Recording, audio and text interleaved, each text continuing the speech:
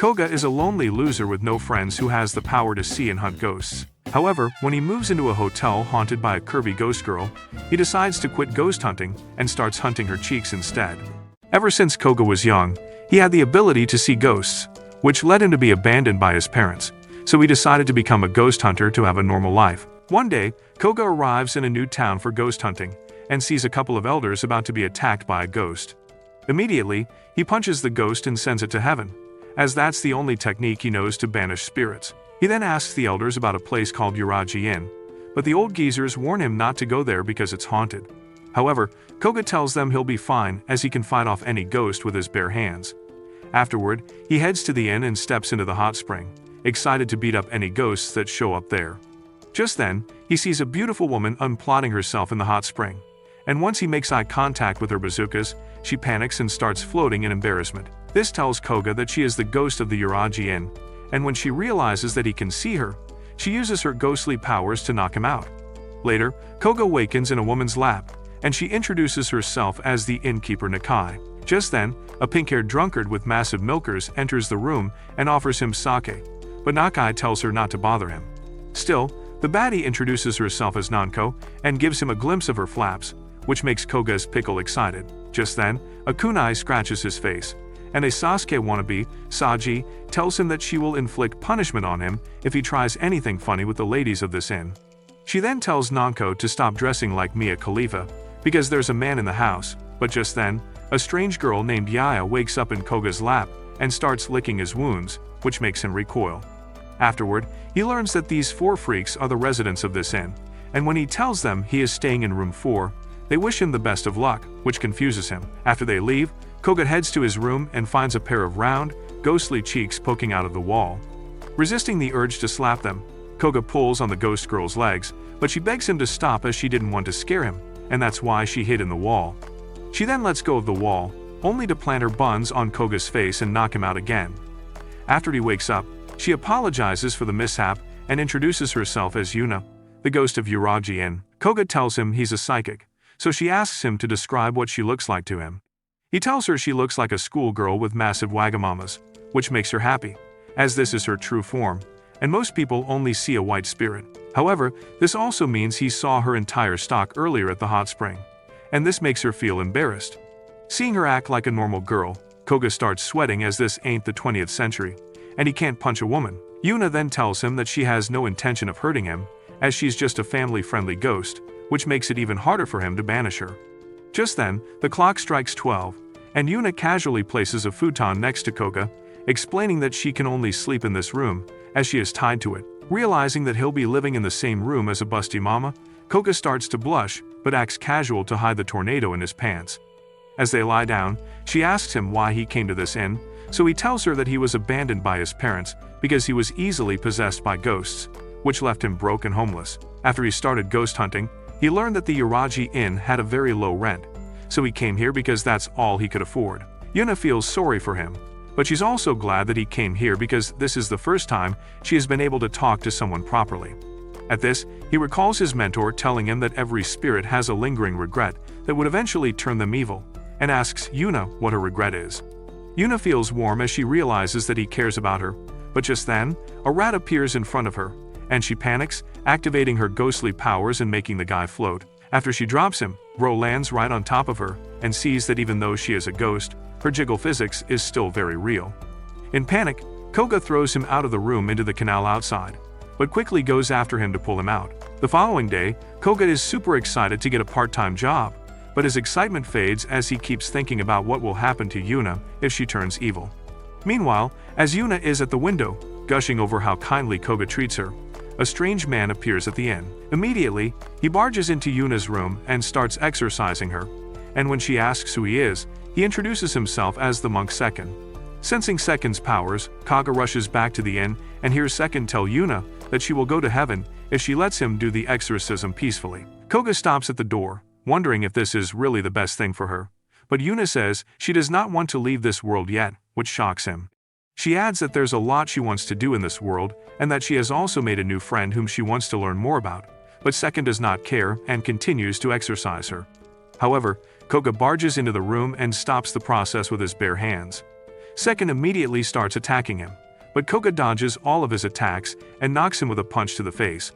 After that, he announces that he will help Yuna resolve her lingering regret, so she becomes happy and can ascend to heaven in peace. Hearing this makes Yuna cry, as no one has ever been this kind to her, and she promises to help him too if he ever needs her. Just then, Second gets up, so Kaga tells Yuna to stay back, only to get an accidental hands-on with her soft pom-poms. In her panic, Yuna uses her powers to hurl him out of the room, and Bro lands directly in the woman's bath, where Saji vows to put his sausage in a grinder. Just then, Yuna arrives to clear the misunderstanding, but when she says Koga felt her jugs, Saji gets angry and beats the living bejesus out of him. The next day, Koga wakes up to find himself floating in the air, and as he looks around, he sees Yuna cuddling with him with her cushions pressing against his body.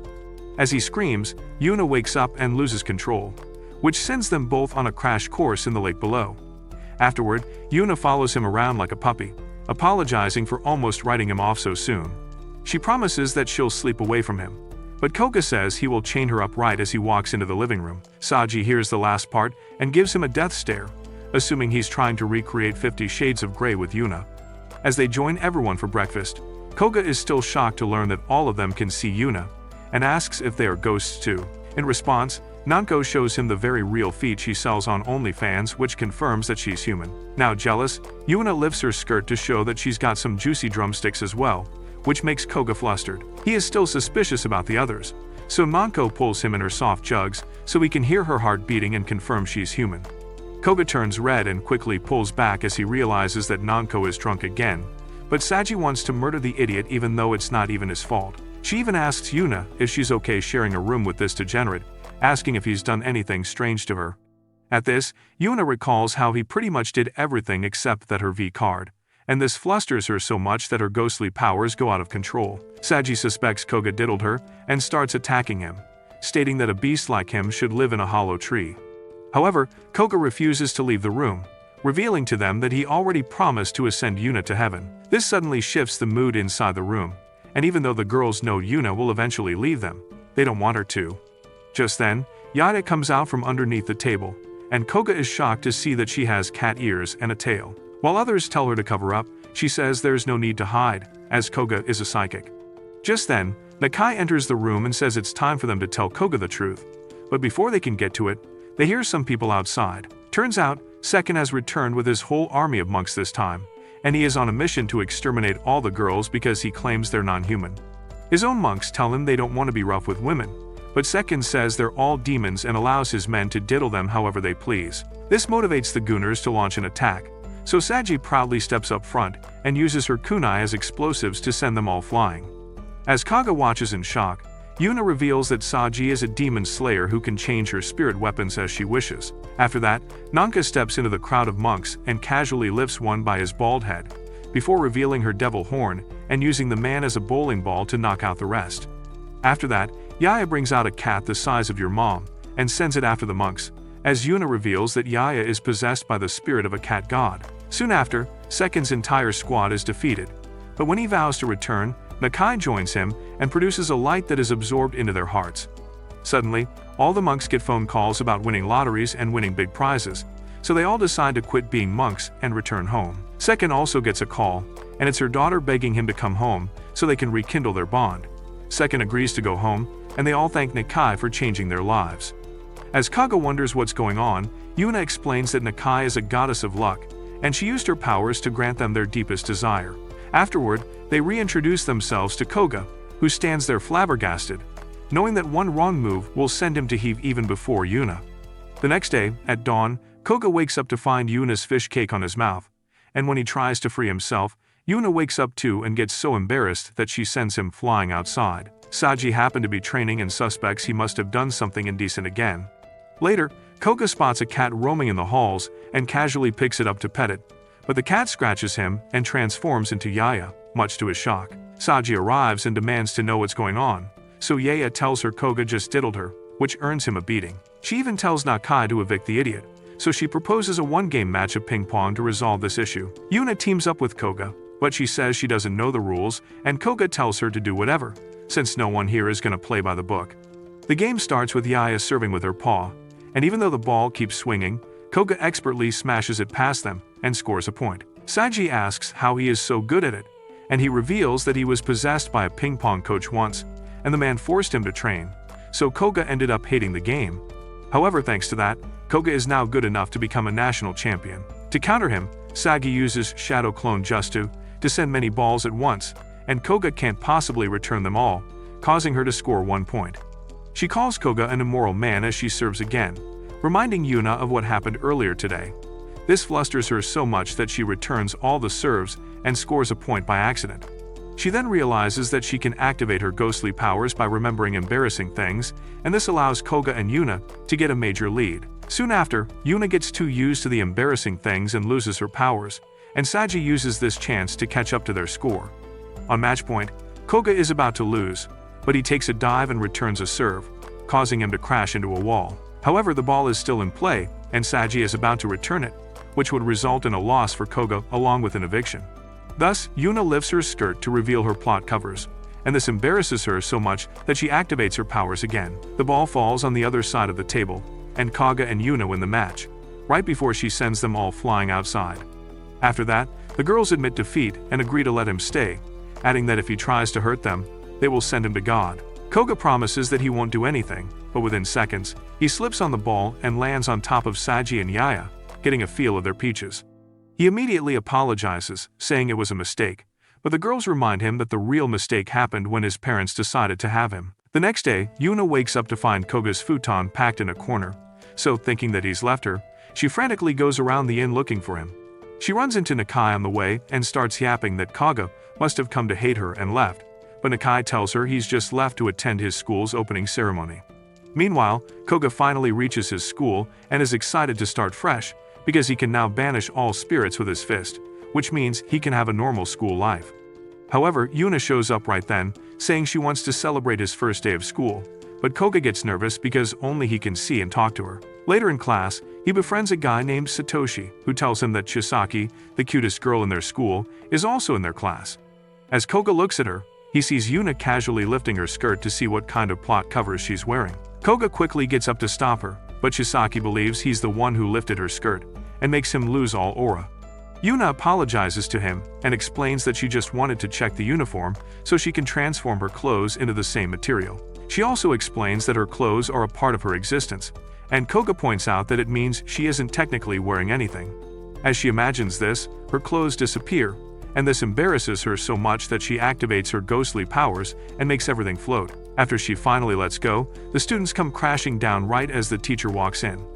The man scolds them, thinking they were just behaving like wild animals, before asking them for introductions.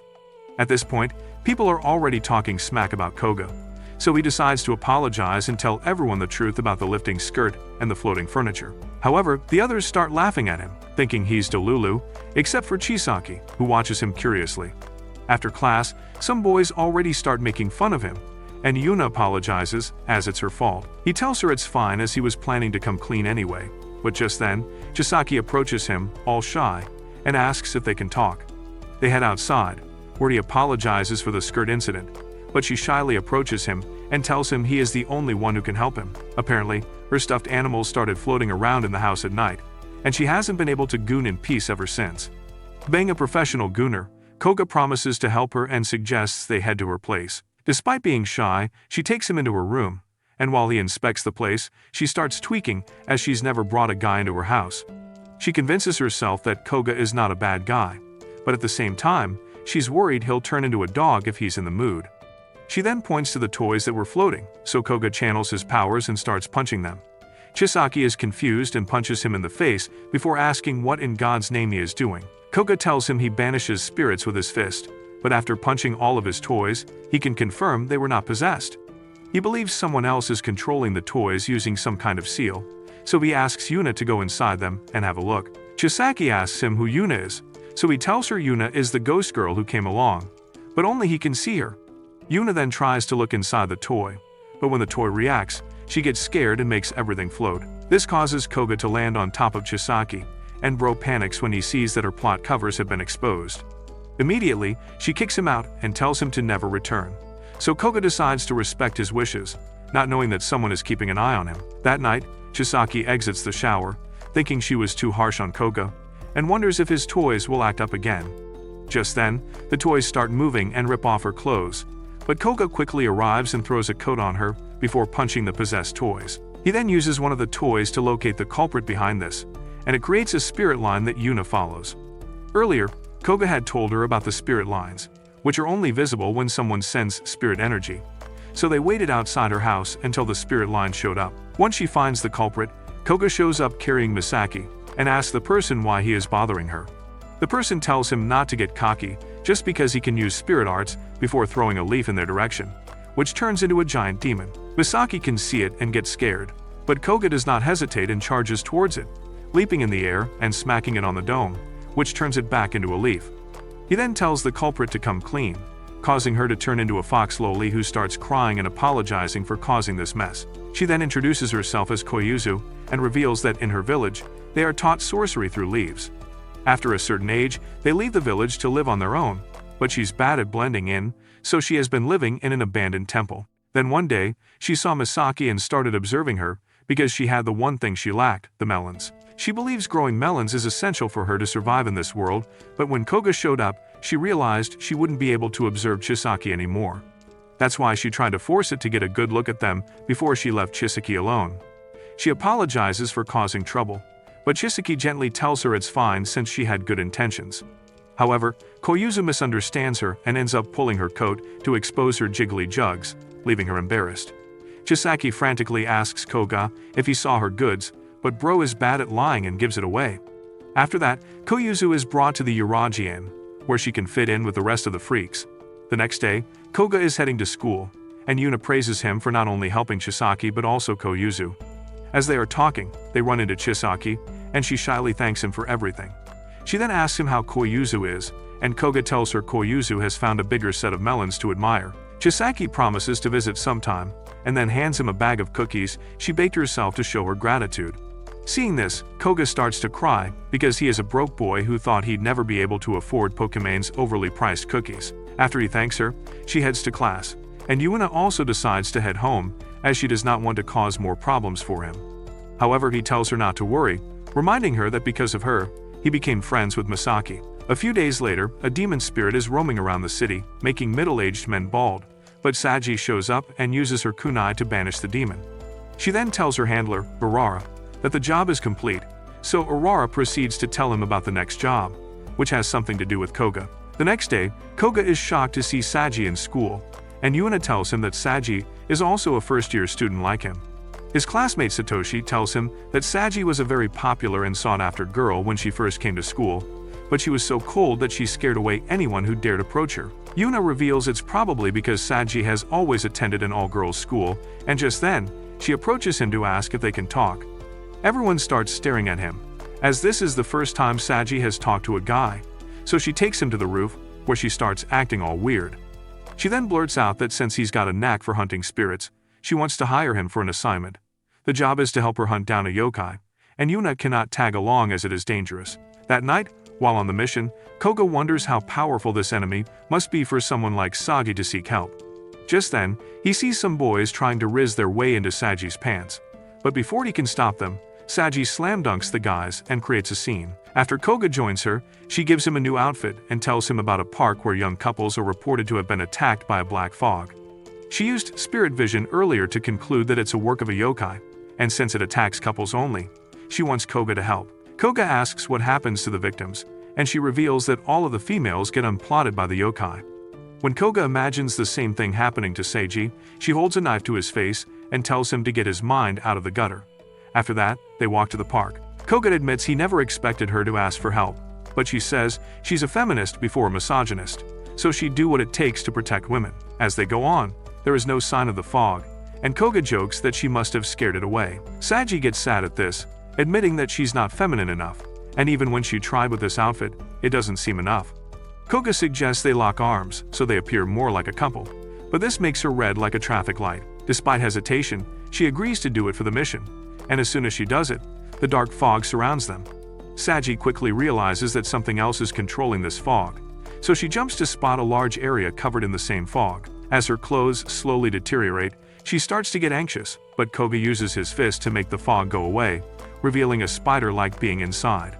Immediately, Saji leaps into the air and spins like Levi, before rushing down and slicing up the yokai. The yokai explodes and sends her flying, but Kaga catches her, only to see that she has been completely unplotted. The next thing he knows, there's a kunai stuck to his head as they are changing clothes.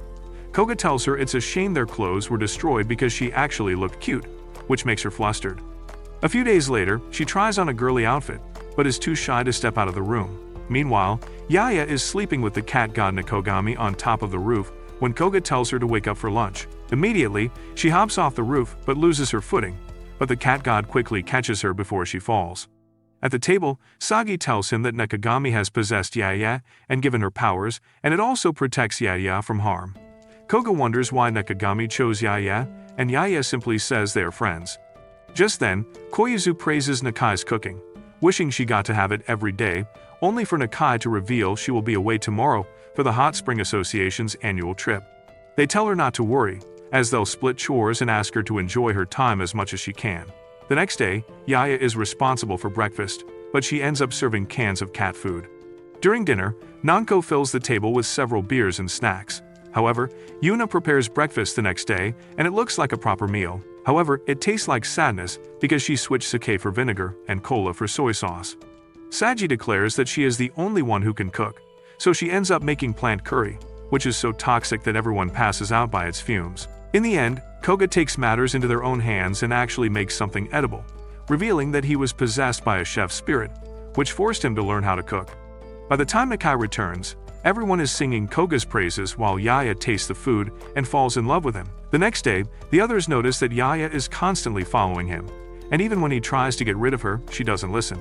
She not only eats with him, but also sleeps in the same bed as him, and the only time Koga gets to himself is when he's bathing, or so he thinks. Yaya appears in the bath and offers to wash his back, which makes him panic, especially when she gets sprayed with hot water and exposes her peaches. In the end, she scratches Koga in the face, so he returns to his room, where Yuna takes care of his wound. Yaya is also there, sorry for hurting him, but Koga tells her it's fine. Yuna explains that Yaya is scared of hot water, like every cat, and that's why she became aggressive. Koga then asks her why she's been acting weird lately, but she does not respond. Yuna says it happened after the day he cooked for them, so Koga realizes she must have wanted to eat his grilled fish again. While he's cooking, he wonders why Yaya didn't just say so, but Saji says Yaya is super shy and she doesn't know him well enough to ask for a favor. Later, while she's on the roof, Koga arrives with a plate full of grilled fish, and Yaya summons Nikogami so it can have it too. After Nikogami tastes it, she falls in love with Koga as well, and Yaya shyly asks him to grill fish for her again. Koga agrees to do it and pats her head, thus creating a bond between him and Yaya. The next day in school, Chisaki happily approaches Koga and asks what Yuna is like, wondering what she looks like or if she has bigger jugs than her. Seeing her so excited makes Yuna happy, so Koga looks at Yuna and tells her she's here with them. Chisaki says she can take a picture of Yuna to see if she shows up, but Yuna conveys through Koga that she does not like when someone takes her picture. This makes Koga sad, but she cheers up as she realizes she can use Koga to talk to Yuna. However, Koga comes up with a bright idea of using a pen and paper so they can communicate in writing, and this way, Yuna can have a friend of her own. Later, Koga watches as Yuna and Chisaki talk during class, and he wonders what they are talking about. Unbeknownst to him, Yuna just told Chisaki that she and Koga live in the same place, and they are even sharing the same room. This makes Chisaki flustered, and she gives Koga a death stare, which makes the guy nervous. Chisaki then asks Yuna if she is dating Koga, but Yuna quickly tells her they are just roommates. Still, Chisaki starts to imagine Yuna and Koga doing the unholy in their room, and she starts yelling out loud about the whole issue. Since she has disrupted the lecture, the teacher scolds her and punishes her with chores after school. Later, she finishes the chores with Yuna's help, who apologizes for talking to her during class. Chisaki tells her she's at fault too, and Yuna adds that she got super excited as she has never talked to anyone like this before. To repay her for the help, Chisaki allows her to examine her uniform and touch her however she wants.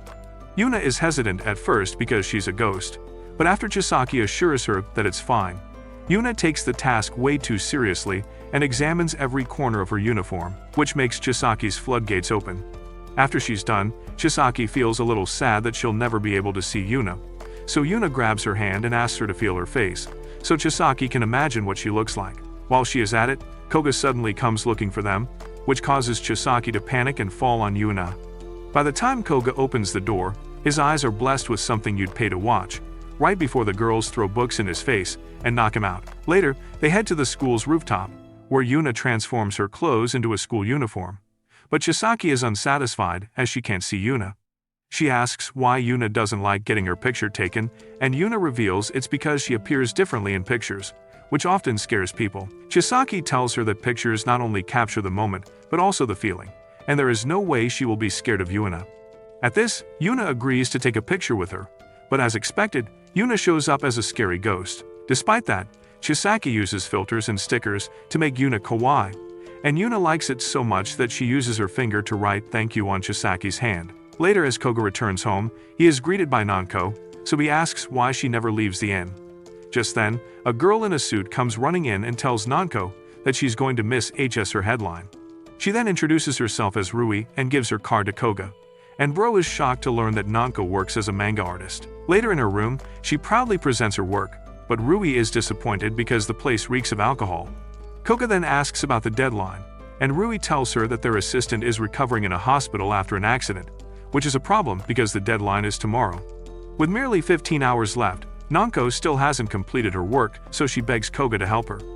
Ro agrees in hopes of seeing her jiggly wagamamas, and Rui joins them as well. Later, Koga notices that Nonko has turned into a completely different person, and Rui tells him that once Nonko is in the zone, there's no going back for her. She is also amazed at how well Koga can draw, and Koga proudly tells her he was once possessed by a manga artist. He is then distracted by Nonko criticizing the main character in her manga, so he has to remind her that she's the one drawing it. She then starts ranting about how complicated young love is, and Rui tells Koga to let her be because this is routine for Nonko. After a while, she gets stuck on a scene that involves the female lead getting harassed by a villain. She cannot bring herself to draw it correctly, so she asks Koga to act out the scene so she can picture it better. As Koga wonders what she means, Nonko puts on a dress and tells him to diddle her. Reluctantly, Koga puts his arms around her and Rui starts taking pictures of them. However, the pictures do not turn out well because Ro does not seem to be into it. To make it more realistic, Nonko tells Koga to slide his hand under her no-no zone, which makes the guy blush. Nonko assures him that it's fine because it's only for work, so Koga finally agrees to do it. Within seconds, the scene gets way too intense as he pins her on the bed, all while Rui keeps taking pictures. When Koga tries to back off, Nonko pulls her back, which makes him regret his life choices. They even make him cross-dress for another panel, but luckily, the clock strikes 12 and reminds them that they have a deadline to meet. Koga then pours Nonko coffee and notices that Rui has fallen asleep, but Nonko tells him to let her rest for now. Nonko then reveals that she used to be a yokai hunter like Saji a long time ago, and back then, she would do as told like a good girl. One day on the job, she got badly hurt, and as she bled on the snow, she wondered if her life was going to end like this. After surviving the incident, she decided to turn her life around and experiment with different things in the world. Eventually, she became a manga artist, but now she wonders if she did all of that just to run away from fighting. However, Koga thinks otherwise because she hasn't had a drop of alcohol ever since she started working, which means she really wants to do this. Thanks to his words, she gets back to work and finishes in time, prompting Rui to rush to the submission place. After that, Koga decides to hit the bed, but Nonko drags him back and forces him to have a few drinks with her in celebration. In excitement, she buries his face between her milk factories, but the girls walk in just then, and Saji immediately starts scolding Koga for being a diddler. In response, Nonko unplots herself completely and invites all of them to celebrate with her, which leads to utter chaos. The next day at the inn, things seem pretty lively during breakfast.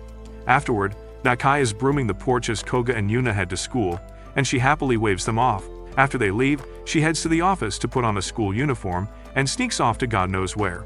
On the way, she sees Koga and Yuna running back to the inn because Koga apparently forgot his gym clothes at the inn. Hiding from them, she hides behind the bushes, but she knows she will get caught, so she manipulates their luck to send a wild boar in their direction.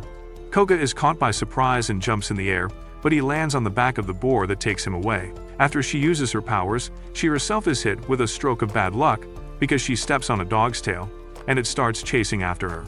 She somehow manages to outrun and reaches a school, revealing that she has been attending for some time without anyone's knowledge. Heading to her class, she hears her friends talking about a bald idol, and when she takes her seat, they ask her what kind of boys she likes. She excitedly tells them she likes an idol named Maru, so her friend says that a guy at their school also looks like Maro. Having normal girl talk makes her so happy, and even during lectures, she is beaming with joy to have a normal school life. After classes, she runs into the principal, who has known her since he was a young boy. She has been a protective deity for decades, and she is grateful to the association for treating her well and letting her attend school. After that, she heads to the food court with her friends and happily enjoys the side quests, only for some ugly bozos to show up and try to diddle them. When the girls try to ignore them, the gooners refuse to leave, so they start roasting them for dressing like idiots. At this, one of the boys flips Nakai's food tray, so she quickly uses luck manipulation to make the tray drop in her hands with all the items intact. Pretending it's a coincidence, she places the tray on the table, but the guy grabs her hand and tries to drag her away. She sternly tells him to let go, and the guy is intimidated by her. Still, he keeps dragging her, so this time, she uses luck manipulation again and hits him with a huge stroke of bad luck. She herself does not know what will happen, but just then, someone tells the man to let the girls go, and she is shocked to learn that it's Koga. When the guys try to hit him, he easily dodges their attacks and smacks them in the face, causing them to run like little bachans. Afterward, as Nakai hides her face, her friends approach Koga to thank him for his help and even offer to buy food for him. However, he says he's late for work and leaves, and Nakai is relieved that he did not see her, while also admiring how kind he is. Later that night, he returns home to find Nakai serving dinner as usual, and she admits meeting him was the biggest luck for him. Later, he asks Yuna about her lingering regrets, suggesting that doing things she likes might help resolve them. At this, Nakai reveals that Yuna has been meaning to visit a water theme park, and she even has a discount token for her. She asks Koga to go with Yuna and enjoy their date, and this makes them both blush. A few days later, they arrive at the water park, and Koga is wondering if this is a date or a casual hangout between friends. As he looks towards Yuna, she is blushing hard and shyly asks him if this is considered a date, which makes him even more nervous. He realizes that she looks gorgeous in normal clothes and wonders if this day will change the way he sees her. When Yuna admits that she always wanted to go on a lovely date, Koga's inner gentleman wakes up, and he announces that he will be her escort for today. As they head inside, the receptionist tells him that it's a ticket for two, and he casually says he's on a date, not realizing that others can't see Yuna. This makes everyone think he is a weirdo, so he begs the receptionist to let him use it. Soon after, he arrives at the fancy theme park, and Yuna takes him to the swimsuit rental place. Unable to make a pick, she sees a boy asking his girl to try a certain swimsuit, so she asks Koga if he also has a preference. Koga gets flustered and pulls one out randomly, but it turns out to be so freaky that it makes Yuna nervous. Even then, she transforms her clothes into said swimsuit, and Koga's pants feel a huge tornado upon seeing her ghostly bazookas. Yuna is so embarrassed that she transforms back to normal and tells him to wait outside while she tries a new one. Soon after, she comes out in a cute swimsuit, and Koga asks him if she has any plans, so she tells him about the things she wants to do. Koga then orders a tropical drink, but the receptionist tells him it's reserved for couples only. When he starts begging, the others think he must be lonely and desperate to get laid like you, so Yuna tells him to give it up. Next up, he orders another dish, but he's told no again because it's reserved for couples, leaving the man depressed. To cheer him up, Yuna suggests they take the water slide, but as she goes down, her peach protectors come undone and fly away. When she stops midway, Koga comes sliding down from above, and she ends up on top of him with her cushions pressing against him. This embarrasses her so much that she uses her ghostly powers to knock Koga out. Later, he wakes up in the lounge and realizes he spent pretty much the entire time unconscious and learned nothing about Yuna's lingering regret. However, Yuna is still happy and suggests they hit one last place before the park closes. She takes him to a hot bath and, after a moment of silence, she thanks him for going out of his way to give her a first date experience. She then asks him not to force himself, admitting that she would rather come here with the regular version of Koga, which makes him happy. Elsewhere in the city, an emo man named Genshiro is approached by some girls who ask him to take their pictures, but he believes the girls are hitting on him. Bro immediately picks them up, saying he'll add them to his harem of baddies, but he's chopped in the head by his retainer Aburo, who tells him to stop acting like a creep. She added that those women are too ordinary to be his wives, so Genshiro's quest for some extraordinary pair of cheeks continues. The next day, Koga wakes up to find Yuna cuddling up to him, and as he tries to separate himself, he sees that his leg is somehow stuck with her plot covers. On top of that, her jiggle buns are on display, which makes the guy panic. Just then, Yuna wakes up, and as usual, she sends him flying out of the window. Later in the morning, the girls find Yuna sulking, and when they ask if she's okay, she tells them she tossed Koga out of the window again. To make amends, she tries to jump into the river as well, but Saji stops her as it won't solve anything. Yuya still feels bad as she hasn't changed a bit, but Yaya tells her that she has changed a lot ever since Koga started living here. Nakai suddenly remembers that she forgot to give soy sauce to Koga, so Yuna rushes to the kitchen and grabs it for him. Seeing them act like husband and wife, Koyuzu finds their chemistry adorable, but Yuna says it is a distant dream for a ghost girl to become a bride. Koyuzu then reveals that it's her first errand run today, and Yuna agrees to go with her. Meanwhile, Oboro and Genshiro are roaming the city, hoping to run into a baddie who can become Genshiro's wife. Suddenly, Genshiro picks up a woman from the streets, but Oboro chops him in the head and tells him to act civil. Just then, he sees Yuya accompanying Koyuzu on her errand run, and immediately, he falls in love with her floating cheeks. Immediately, he walks up to Yuna and introduces himself, but Koyuzu thinks he's talking to her and runs away. When Genshiro tells Yuna he's talking to her instead, she introduces herself and is surprised he can see her. Bro grabs her hand and asks if he'd like to get cracked, but Yuna gets embarrassed and uses her ghostly powers to push him away. As he drops into the river, Yuna gets worried, but Genshiro comes out, thrilled to have found a baddie with strong powers. He then uses some strange powers to fly up and dry himself before telling Yuna that he wants to make her his wife. Yuna panics and refuses, saying she is a bound ghost, but he tells her it's fine and carries her in his arms to take her back.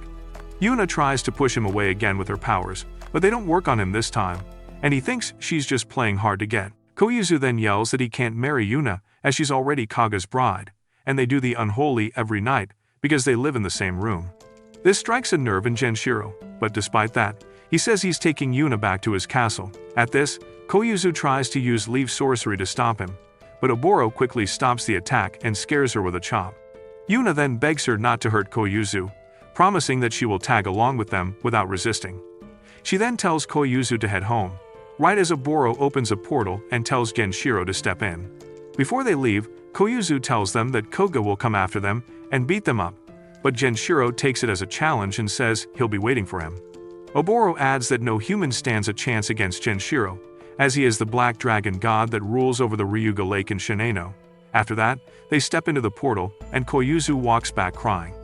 She runs into Koga and Saji on the way, right as Genshiro returns to his palace with his soon-to-be bride. Once Koga learns what happened, he immediately heads for the Ryuga Lake, and Koyuzu shrinks into a fairy to join him.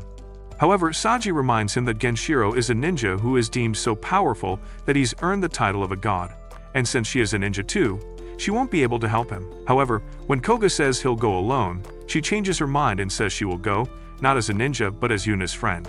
Meanwhile, at Genshiro's palace, he uses magic to put gym clothes on Yuna, which satisfies his Gunner fantasy. He then proceeds to turn her into a bunny girl senpai, a maid, and a nurse until Oboro arrives and smacks him in the head.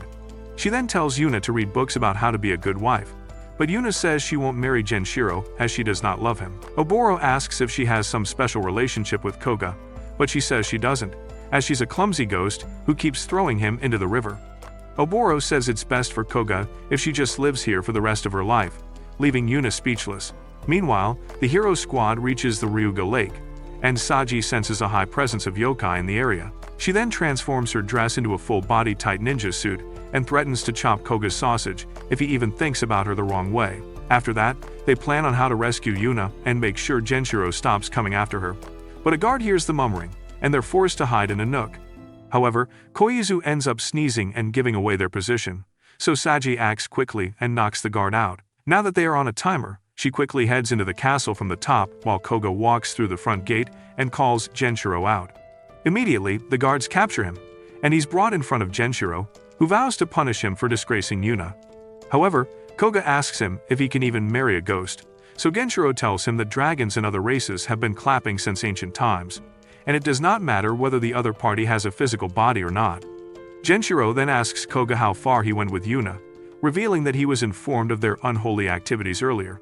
Koga nervously tells him he hasn't done anything, but then he realizes that he can use this against Genshiro by lying to him.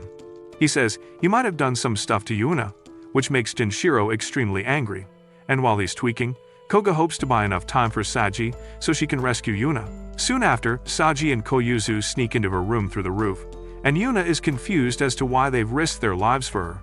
Saji explains that none of them will turn a blind eye to her, but just then, Oboro stabs her in the back with her fist. Despite this, Saji uses her kunai to push her back, and Oboro is shocked as to why Saji's spine hasn't shattered. That's when she learns Saji's outfit absorbs damage, and using this distraction, Koyuzu sneaks out. Sagi tries to stop Oboro from chasing after her, but Oboro proves too powerful for her and defeats her in a beat. Meanwhile, Koga is getting tortured for pretending to have cracked Yuna, when Oboro arrives and reveals that she has captured Saji. She also figures Koga was just keeping Genshiro occupied so they could slip away with Yuna, but she has foiled their plan. She also reveals that Saji possesses a lot of spiritual energy as well, which means Genshiro can turn her into a concubine. One look at her jiggly puffs makes Genshiro have a nosebleed, and he immediately gives her a thumbs up. When Koga tries to oppose it, Saga tells him to leave, as Oboro is way too powerful and they simply cannot fight her. At this, Yuna begs Genshiro to let everyone go, and in return, she will give him a hawk tua. She then turns to Koga, telling him that she wants to marry Genshiro, so they should just go home and let her be. However, Koga can see the tears she's holding back, so he tells Genshiro that he and Yuna bathe together, much to his shock. This makes Genshiro enraged, so he powers up and kicks Koga so hard that the guy hits the ceiling and then crashes on the floor. Despite that, Koga gets up on his feet and sternly tells him to let Yuna and Koga go, or he will resort to using force. Genshiro is amused by his threats because he's a god, while Koga is just a human, and everyone starts laughing at his audacity. Genshiro then says he will marry both Yuna and Saji and clap them together, but Koga suddenly charges towards the puny god and punches him in the gut, so hard that Genshiro is launched into orbit. Koga then reveals that he was possessed by a super strong spirit that gave him plot armor and the power to smash anyone he wants, but the only thing he can't smash is women. Seeing her master getting humiliated, Oboro recalls the day she was appointed as his caretaker, and was tasked with making the Ryuga clan stronger. Just then, Koga walks up to her and tells her to let the girls go, but Oboro refuses and tells the guards to back off as she will personally deal with Koga. After they leave, she quickly dashes behind Koga and slashes him, but she's shocked to see that it did no damage to his skin. She then reveals she was born from the tail of the previous dragon god, and she would do anything to protect the current heir of the clan. In response, Koga introduces himself as the overpowered main character with plot armor, and starts punching the air, which creates massive shockwaves. As Oboro dodges, she recalls that Genshiro was protected by several barriers, yet Koga's fist blasted him away, which means she will be vaporized if she's hit. However, since he admitted that he can't smash women, Oboro exposes her melons to reveal that she's actually a woman, prompting Koga to stop immediately. After that, she starts attacking Koga, but even after taking direct hits, Bro takes no damage. Suddenly, someone grabs Oboro's sword, and it turns out to be Nonko, who's come with Yaya and Koyuzu. She then jumps into Yuna's hand, telling her that she somehow got away from the guards and returned home, just in time to inform the others. Nonko then casually tells everyone that it's time to go home, but Oboro still hasn't grasped the situation and refuses to let them go. Koga tells her to approach this with a cool head, reminding her that there are other ways to make the Ryuga clan stronger. She then lets them all go, and later, when Genshiro wakes up, Oboro tells him that he vaporized Koga with a single punch. She also tells him that both Yuna and Saji were ghosts, and after they fell in love with him, they became so fulfilled that they ascended to heaven. In reality, it's all a lie fabricated to make sure Genshiro does not come after them again, and Bro is such an idiot that he falls for it. However, when Yuna says that a part of her was okay with marrying Genshiro, Koga asks if his lingering regret was that she didn't get to marry. She says no, and it's only because she always causes him trouble, but Koga tells her that's not the case, and he won't rest until he makes her happy. This makes her tear up, and as she thanks everyone for coming to save her, Oboro stands by Genshiro, vowing that she will one day become strong enough to defeat Koga. The next day at the inn, Koga wakes up to find his hands pressing something soft, but it's too small to be Yuya's milk packs. He then realizes that Oboro is lying beside him, intentionally pressing his hands on her peaches. In panic, he asks what she's doing here, and she tells him that she's here to make him a dad, so their son bring Ryuga clan to glory. A few days later, Chisaki arrives at the Yuragi Inn, but she's a bit scared to enter as she's heard several bad rumors about this place. However, she is now friends with Yuna, and she wants to see for herself how Yuna and Koga smash in their room. Putting her fears aside, she steps inside the inn, only to see a plotless Oboro trying to taste Koga's milk. She gets flustered and asks Koga what in God's name he is doing, but Koga tells her Oboro just pounced on him and knocked him over. Seeing this, Oboro puts her jacket on and walks off, right as Koyuzu arrives and greets Chisaki. Immediately, she jumps into Chisaki's arms and asks if she can see her jugs again, and Chisaki tells her she'll show her once they go to the open-air bath. Soon after, Yuna and Saji join them too, and Saji falls in love with Chisaki's colorful outfit. She then realizes that she's wearing opposite colors from her, and this is probably why she doesn't come off as feminine. After that, Koga is about to leave for work and says he won't return until tomorrow as he has to make enough money to buy a new uniform. After sending him off, the girls sit in the living room where Chisaki introduces herself to everyone. Yuna then notices that Saji is wearing a cute outfit and asks if she's going out too, but she says she doesn't. When Nonko introduces herself, Chisaki says she has the same name as her favorite manga artist, so Nonko tells her it's because she is the manga artist. Nonko asks if she'd like to see her studio, and Chisaki excitedly says yes, so Nonko invites her to spend the night here. Even Yuna asks him to stay, so after she agrees, Yuna asks her to sleep in her room. After that, Nakai gets up to make food, but Chisaki offers to help and ends up making some banger Italian food. As soon as Yaya tastes it, she falls in love with Chisaki's cooking and starts cuddling with her. Seeing this surprises Saji as Chisaki is not only cute but also has a good sense of fashion and can cook like a premium housewife. After dinner, the girls head over to the bath, where they all agree that Chisaki must be very popular in school. When Yuna says that many people ask Chisaki out, Oboro approaches her for tips on wooing Koga.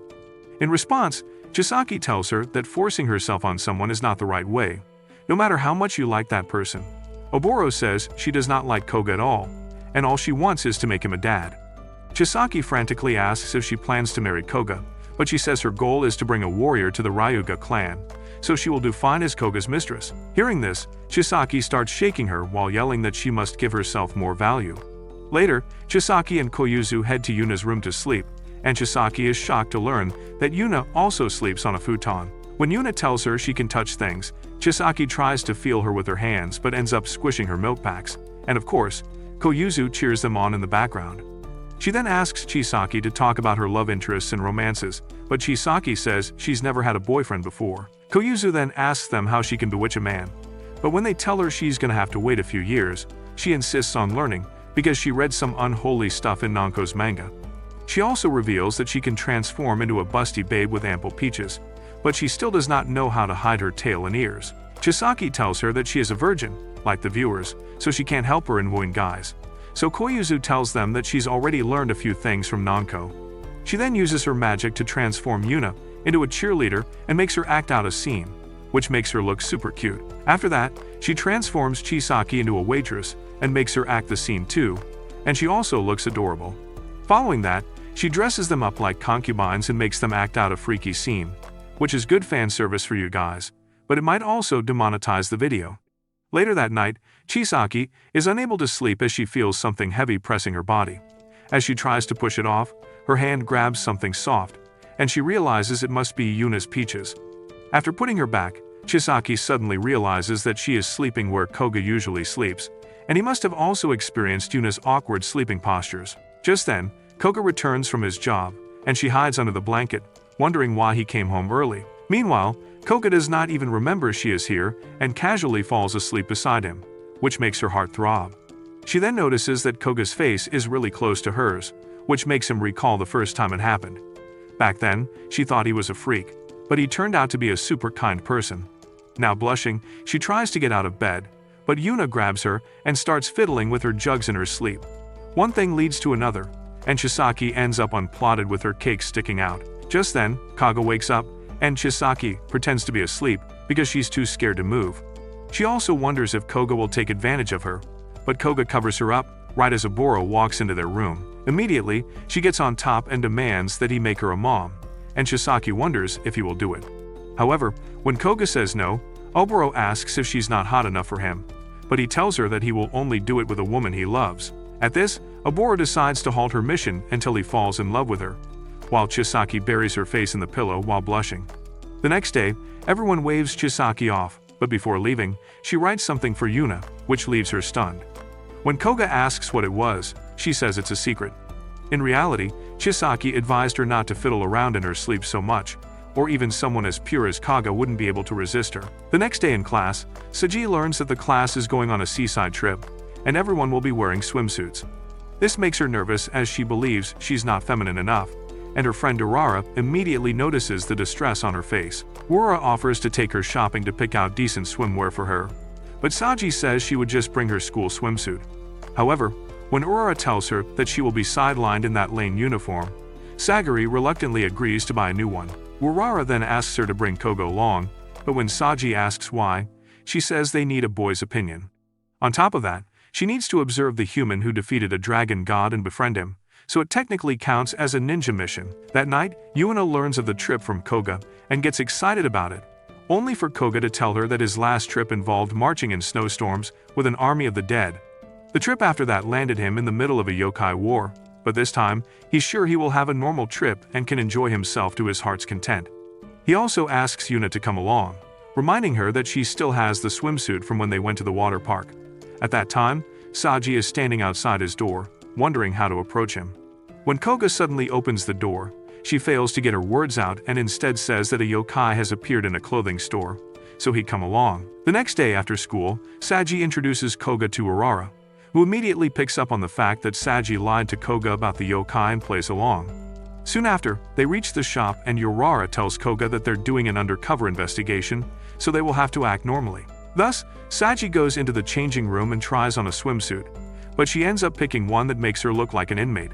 When Aurora asks her to show her jugs more, Koga backs her up, saying she should pick another one, so she goes back and comes out looking like an absolute baddie. Koga is shocked at how good she looks, but Aurora says it's not good enough, as she needs to look like an OnlyFans model. After that, Koga tries every sussy swimsuit in the store, but she gets so self-conscious about herself that she just wants to go with the school swimsuit. She adds that her body is better suited for battle, and such girly things don't suit her, so Aurora honks her honkers and asks her to explain these. Saji is caught off guard and tries to free herself, but they both end up falling, so Koga quickly enters the room to check on them. However, after seeing what heaven looks like, Bro runs for his life, knowing Saji will send him to God. Later, as they walk home, Koga realizes that yokai business was a lie, and she just wanted to go shopping with him. He says he would have come along if she had just asked, and Saji apologizes for lying. Seeing their chemistry, Aurora tells Koga to show Saji his ninja way to his pants right before she runs off home, leaving them both embarrassed. That night, Saji returns home and tries on the same swimsuit Koga approved, hoping that he'd want to hit it from the back if she wears this one. A few days later, the class is heading to the seaside trip, and Yuna excitedly tags along, so Chisaki introduces Yuna to another classmate named Sari. Just then, two guys approach Sari, telling her that ghosts don't exist and Koga is just a Lulu. This upsets Sari as she thinks this will hurt Koga and Yuna's feelings, but then they notice that the duo is enjoying themselves and not even paying any attention to anyone. Soon after, they arrive at the beach, and Aurora immediately asks Saji to hit the water with her. Saji wants to warm up first, so Aurora tells her to stay on guard, as there is actually a yokai reported here. However, Saji is more concerned about the fact that all the boys are eyeing her, and it makes her think she looks funny. Just as Aurora tells her that the boys are gushing over her, Chisaki arrives in her swimsuit and steals the spotlight. While Saji is processing this, Yuna and Koga ask the girls to come along, as he has rented a boat. After that, the girls get into the water to play, and Satoshi thanks Koga for bringing these baddies along because now he has enough goon material to last at least a month. Just then, a tentacle yokai appears under the water and snatches Chisaki's peach protectors, so she hides behind Koga and presses her jugs against him. Suddenly, the yokai restrains the other girls as well, but Koga and Saji quickly take action and chop off the tentacles. However, the yokai keeps regenerating, and Aurora reveals that its body is nearly 300 meters deep in the water. Hearing this, Koga jumps into the water and uses his fist to defeat the yokai, immediately becoming a chick magnet for the ladies. Later, when Chisaki tells others about Koga's heroic act, they try to dismiss it and make fun of them for believing in such things. Feeling bad for Koga, Chisaki asks Saji and the others to help convince her classmates that Koga is not Delulu. They all agree to help, so Saji reveals her plan to pair Koga with a random girl and scare her with ghosts. Koga will then banish said ghost, and the girl will help spread the story, which will make everyone believe in Koga. That night, during the test of courage, Koga ends up paired with Chisaki, which is already bad for her plan. To make matters worse, she ends up twisting her ankle, so Koga decides to give her a piggyback ride. This makes her heart warm, but suddenly, Yuna shows up in her ghostly form to scare her. When Chisaki screams, Yuna gets scared too, and buries Kaga's face between her jugs. Later, as they sit together, Yuna admits she got lost in the forest and was scared, while Chisaki is worried her plan will fail. Just then, another pair passes by, and Chisaki waits for Saji and Yurara to do their thing, but they miss their chance. Turns out, Yurara wants to test Koga's strength by making it fight the 9 tails, but Saji is against it because it might hurt other people. Amid their argument, Saji falls from the tree and plants her cookie in Koga's mouth, leaving them both embarrassed. Just then, they hear some guys screaming nearby because a real yokai has shown up and is about to cook them. Before those 2 fools were just walking casually, and one of them tipped over a large rock, causing a terrifying monster to appear from it. The monster thanked them for waking him up from his slumber, and as a reward, he decides to eat them. Just as he dashes towards them, Koga appears and stops the monster, leaving the buffoons shocked. The monster tries to bite off Koga's arm, but his teeth start cracking, so he backs off in fear. The girls also arrive and expect Koga to beat the monster, but Koga gets on his knees and apologizes to it for waking him up. He also makes the idiots apologize as well, and asks the monster to take him instead, but the monster knows Koga is overpowered, so he goes back to sleep instead of fighting. After that, the boys thank him for the help, and they work together to put the rock back in its place. The girls watch in awe as Koga resolves the issue without violence. Afterward, Chisaki tells him about her plans, but Koga tells her he does not care what others think as long as she believes in him. This makes her blush, and as she approaches him, her foot slips again, and Koga has to grab her by the jugs to stop her from falling. Later that night, the girls are in an open-air bath, and when Saji worries that the boys will peep on them, Worao reveals she's already taken care of it. After that, they meet in the hall, and Satoshi asks if he and Koga can come over to the girls' room at night. At first, the girls are hesitant, but when they learn that it's Yuna's lifelong dream, they allow the boys to sneak over. However, they later learn that the teachers are guarding the halls, and it'll be impossible to sneak in. However, to their shock, Koga and Satoshi enter through the window, and Koga reveals he was once possessed by a rock climber, so he knows how to climb buildings. Later, as they play cards, Satoshi is curious as to what Yuna looks like, so Aurora tells her she's busty, and she's also going commando, as no one can see her. This awakens the caveman inside Satoshi, and he starts imagining what Yuna looks like, which makes Aurora laugh. However, the noise catches the attention of the teacher, so everyone quickly hides under the blankets to fool her. Koga ends up stuck with Chisaki, Yuna, and Saji, but Yuna starts to get a little too warm and tries to leave. Since the teacher is still here, Koga pulls her in for a hug, but she gets overwhelmed and activates her powers. Koga quickly grabs Satoshi and jumps out of the window, while the girls cover it up by telling the teacher that they were pranking her by pretending to be asleep. The next day, Koga is approached by his classmates, who ask him if he's asked Misaki for a dance, but when he says no, they decide to try out their luck. After they leave, Yuna decides to ask Koga, but she's too shy to say it. At night, as everyone is dancing, Yuna watches from afar, but Koga remembers her reaction from earlier, so he invites her to dance with him. As they start dancing, Yuna worries others will make fun of him because they can't see her, but Koga tells her it's fine because he can see her clearly. This makes her so happy that she tears up, and they continue to dance after that. A few weeks later, Koga is back at the inn, having a group study with Yaya and Saji for his finals. Just then, Oboro enters the room and starts massaging her plots on his back, which leaves him surprised. After getting kicked out, she heads to Koyuzu to ask if she can help her get laid, so Koyuzu decides to create a potion for her. Meanwhile, Nonko enters the living room in a freaky swimsuit to distract Koga and then starts eating ice cream in a questionable manner until Saji tells her to get out. Nakai is also studying in her office because others still don't know that she's attending school. Meanwhile, Yuna prepares dessert for everyone, but she runs into Koyuzu and Oboro in the halls, and they volunteer to serve it. Koyuzu then pours a secret potion on it and tells Oboro to make eye contact with Koga once he consumes it, which will make him fall for her. Oboro then carries it to the living room and runs into Nonko, who almost tastes it until Oboro tells her it's for Koga. After that, she serves the dessert, but now she is not sure which one has the potion because Nonko adjusted their position. In the end, she takes a guess, which turns out to be wrong, so she leaves the room to ask Koyuzu for help. Unbeknownst to her, Saji has consumed the one with the potion, and after making eye contact with Koga, she starts feeling immense love for him. When he comes closer to ask him about a math problem, she gets flustered and dashes back, unable to understand why Koga looks so dashing right now. She then recalls Urara hinting to her that she likes Koga, and this makes her sweat.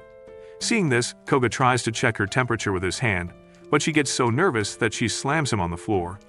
After apologizing for it, she realizes Koga is not into her, so she instinctively exposes her jugs to show him that she is also very curvy. When Koga tries to stop her, she demands that he tell her how he sees her, so Koga admits he finds her cute. This makes her so happy that she lets him motorboat her face in her melons, not knowing that Yuna and Oboro are watching. Oboro explains that it's because of the potion, and the effects will wear off soon. Just as predicted, the potion wears off, and Saji finally comes to her senses. Later, as the others come to check up on her, she refuses to come out of her room because she's way too embarrassed. A few days later, Yuna wakes up at dawn to find herself sleeping next to Koga, and Bro is casually squeezing her jugs like stress balls. As usual, she gets embarrassed and sends him flying into the river. Later, Koyuzu leaves to spend the night at Chisaki's place. Saji is going back to her village, Yaya is going home, and Nakai is heading on another trip. While seeing them off, Yuna admits she feels a bit sad, so to cheer her up, Nonko takes everyone on a beach trip. Once there, she asks Koga to apply sunscreen on her back, and Koga says why she's not asking others. When Nonko insists it has to be him, he reluctantly agrees, and she starts making happy noises while he's at it. Seeing this, Oboro asks him to put it on her back too, and admits that it feels nice. In the end, the only one left is Yuna, and when Koga asks if she wants his hands on special too, she eagerly says yes. While he's at it, Nonko starts teasing them, which leads to an accident, causing Yuna to send him flying. While falling, Koga spots another ghost nearby and wonders what she's doing here. Later in the resort, Nonko tells him that the ghost he saw was of a girl who was being forced to marry someone else, so she decided to elope with her lover. Sadly, the guy got into an accident and died on the same day, so the girl yeeted herself in hopes of meeting him. However, her soul still lingers in this world, and she waits for the guy to meet him. This sob story makes Yuna tear up, so Koga suggests they help her meet her lover.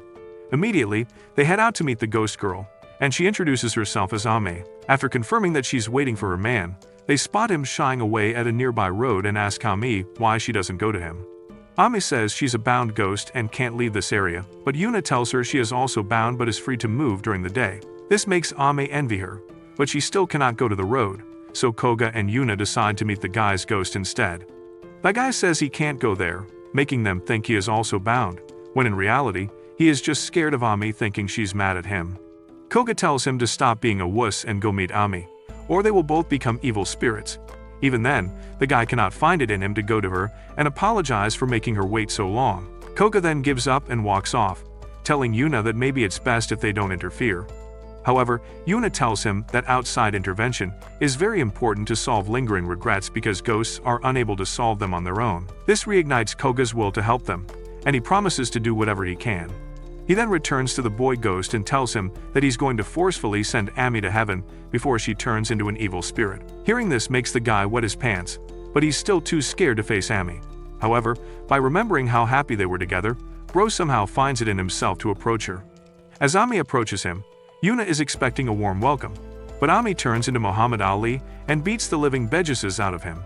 She then starts to cry, but the guy quickly embraces her and thanks her for waiting for him all this time. She thanks him for coming to see her too, and with that, they both ascend to heaven. After that, Koga realizes he still doesn't know about Yuna's lingering regret, so he asks her to tell him about the time she was alive. Yuna says she does not remember, and her earliest memory is waking up at the Yuragi Inn. She then admits that while other ghosts are always eager to resolve their lingering regret, she feels happy at where she is, as she has many friends. That night, Koga has a dream in which some monks are banishing Yuna to hell, but he runs into the fire to pull her out. When he wakes up, he finds his hands pulling on Yuna's peaches, and she sends him flying into the sea as usual. However, she comes after him to stop him from falling, but Koga fails to grab her hand. She then dives into the water and takes his hand again, and after pulling him out, she jokes that this happens way too often. She apologizes for causing him trouble, while also admitting that it sorta makes her happy. Koga recalls how he had promised to make her happy a year ago, so he splashes water on her face, and they both start playing, as Koga promises that he will keep her happy until she ascends to heaven. Will Koga be able to resolve Yuna's lingering regret? Let us know in the comments. Leave a like if you enjoyed and watched this video on screen.